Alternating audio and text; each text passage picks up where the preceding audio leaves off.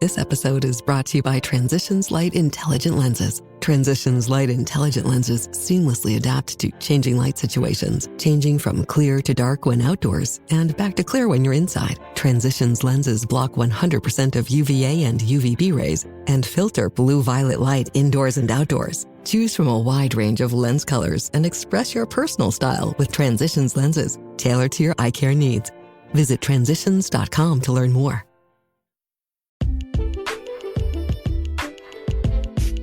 Welcome to the AI Hustle Podcast, the podcast where we break down the latest in AI news, tools, and interview experts helping you hustle and do more using AI. If you've been following the podcast for a while, you'll know that over the last 6 months, I've been working on a stealth AI startup. Of the hundreds of projects I've covered, this is the one that I believe has the greatest potential. So today I'm excited to announce AIBox. AIBox is a no-code AI app building platform paired with the App Store for AI that lets you monetize your AI tools. The platform lets you build apps by linking together AI models like ChatGPT, Midjourney, and 11 Labs. Eventually, we'll integrate with software like Gmail, Trello, and Salesforce, so you can use AI to automate every function in your organization. To get notified when we launch and be one of the first to build on the platform, you can join the waitlist at aibox.ai. The link is in the show notes. We are currently raising a seed round of funding. If you're an investor that is focused on disruptive tech, I'd love to tell you more about the platform.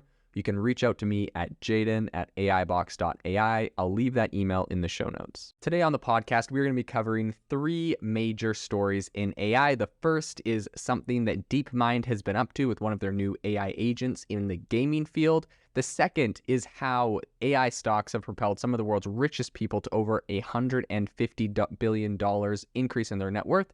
And the third is the fact that Google is warning some of their employees against using the Bard chatbot. It's sort of ironic and kind of funny. We'll break all of this down on the podcast today. So without any further ado, let's jump into it. So the first story I want to talk about is the fact that Deepmind's new AI agent is a master of gaming. So I don't know if you remember how long it might have taken you to master some of those Atari games back in the 80s, if you were playing them back then, or if you are into retro games and play them now.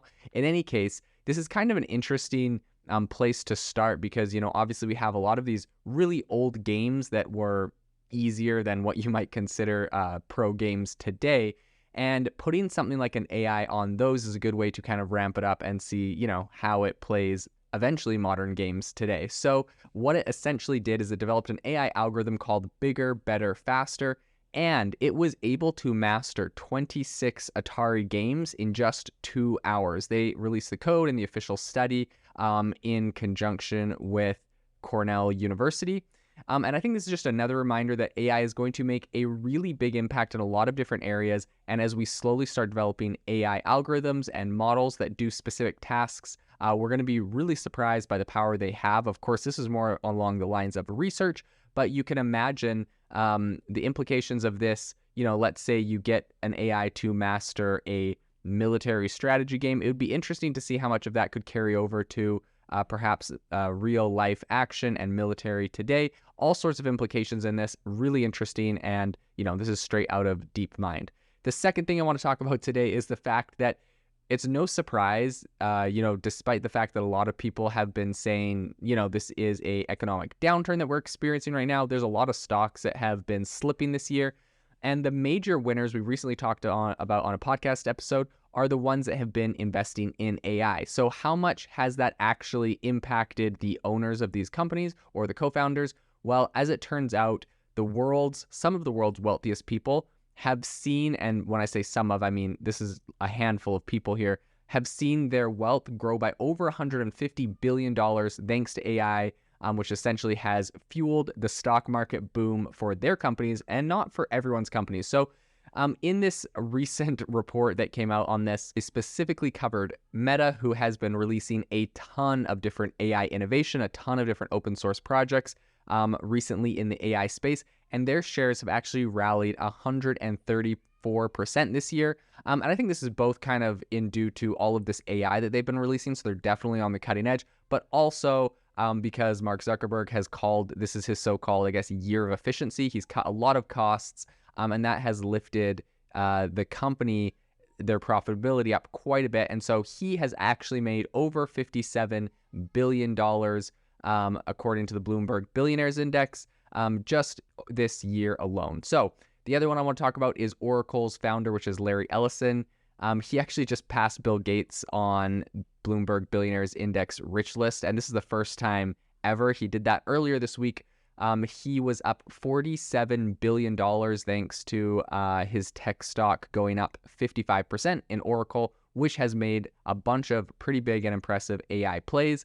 And the final one, of course, is, one of the final ones is Bill Gates, who actually has, of course, a pretty large share in Microsoft, being the co-founder of that, and Microsoft being the company that really is, it's one of the main companies at the center of this entire AI boom, because they partnered very closely with OpenAI right from the beginning, and own 50% of OpenAI. So they're really seeing a lot of the benefit from, the upside in that company.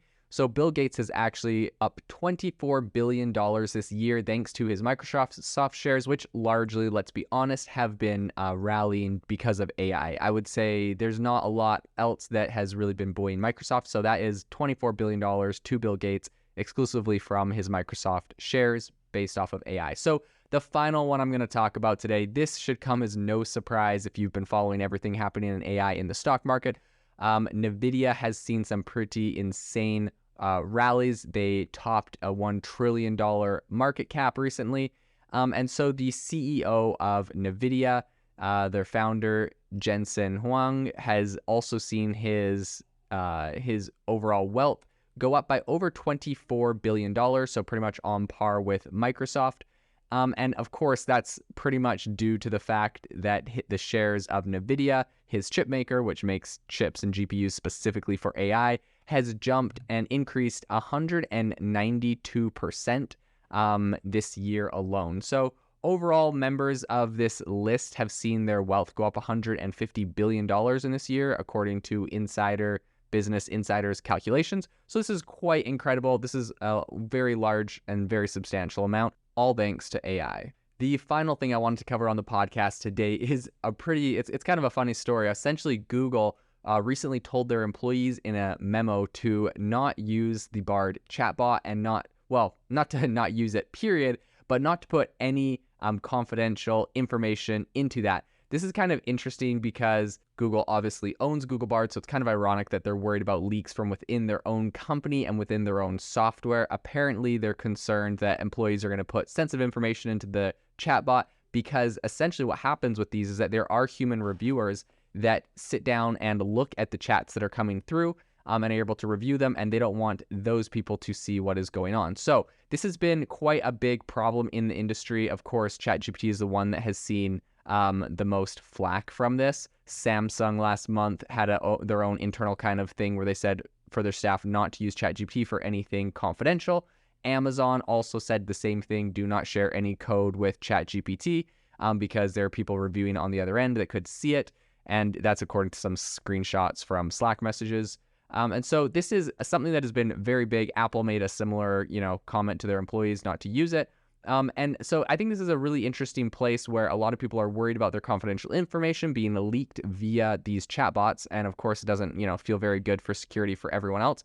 That being said, companies do have the opportunity, specifically with ChatGPT, to go through Microsoft's Azure platform and have their own personal instance of ChatGPT running, where the data is not looked at by anyone else. It is not used to train any other models, and you own that, and it's on your own servers. So there are other options and other solutions, which I think are going to only become more popular as we can see. Obviously, companies are having big issues with trust in this space, and it's pretty funny to have a company like Google, worrying about trust and safety of their own chatbot for their own employees. Very telling, I think, and I think that's why we're going to see a lot more companies using personal AI, even if these are popular models that are, hosted for everyone, running on their own servers exclusively for them, so they're not worried about these kind of data problems and issues into the future. If you are looking for an innovative and creative community of people using ChatGPT, you need to join our ChatGPT creators community. I'll drop a link in the description to this podcast.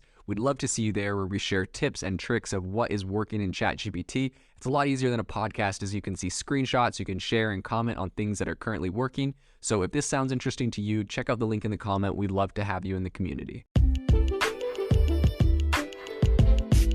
Thanks for tuning in to the AI Hustle podcast. If you could do us a massive favor, we would really, really appreciate it if you could leave us a review wherever you get your podcasts. This helps people find the podcast. It helps people know this is a good place to go. And we would really, really appreciate it, as it helps us continue to bring on incredible guests and share incredible content for you to listen to.